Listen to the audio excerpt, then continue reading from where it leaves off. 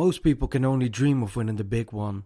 They would quit their job, buy a Ferrari and spend the rest of their lives partying on yachts surrounded by beautiful women.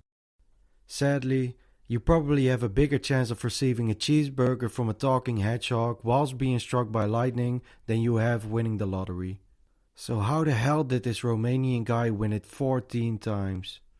Meet Stefan Mandel, a trained economist who created the formula to winning the lottery again and again and again.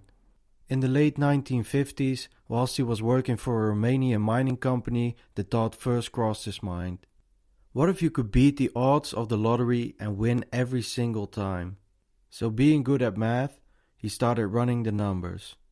Day by day, Mandel came closer to creating the perfect formula, and 4 years later, he finally got it. If he was able to buy tickets with certain blocks of numbers, he would be able to get 5 out of the 6 winning lottery numbers right, which would be enough to win the second biggest prize. So, a few days later, Mandel gathered 3 of his friends to try this formula out.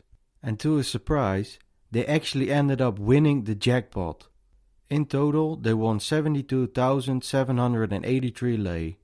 That's the Romanian currency for those who don't know, or the ones who thought I was having a stroke mid-sentence, which was the equivalent to a little more than 18 years worth of his salary.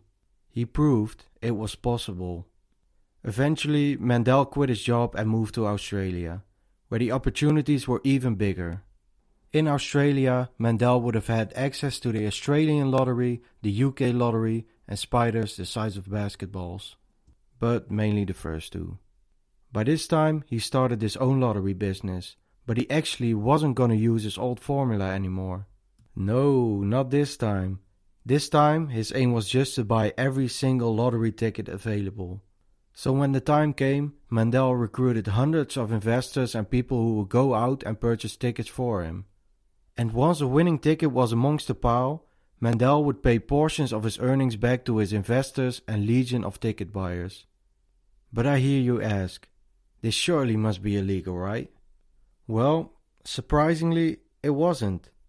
At the time, there weren't any rules against one person buying as many tickets as he or she wanted.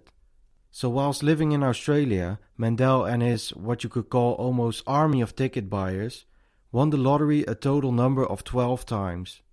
And with each win, they introduced a new law in the hopes of stopping Mandel's success.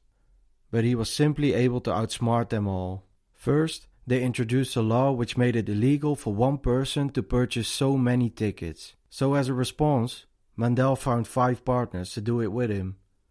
And after another win, another law was introduced, stating that it was illegal for groups of individuals to purchase a lot of tickets together. So Mandel thought, fine, I'll just create my own lotto firm, I guess. And he kept on winning.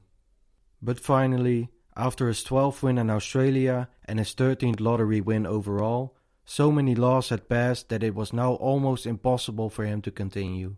So Mandel finally had to throw in the towel and give up. But wait, the title says 14. Oh yeah, I forgot. Mandel discovered that America still didn't have the right laws into place, so he left Sheelop and his home in Australia and moved to Virginia to win his final jackpot. That's because he found out that the Virginia lottery only had 7.1 million different number combinations. And the tickets were only $1 a piece. And the jackpot, hear this, the jackpot was $27 million. 7.1 million combinations, $1 a piece, $27 million jackpot. Seriously? Why can't I discover things like this?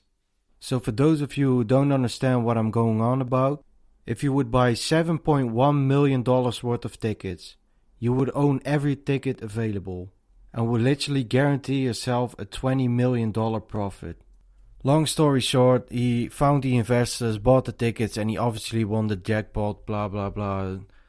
Like, who thought of this? Like, Mom, why wasn't I born in 1980? But sadly, times have changed and Mandel's methods wouldn't work today. There are simply too many obstacles set in place to overcome strategies like this, so I guess we're stuck playing it the old-fashioned way, I guess. Unless, of course, you are even smarter than Mendel and come up with your own way of beating the system. In that case, my number is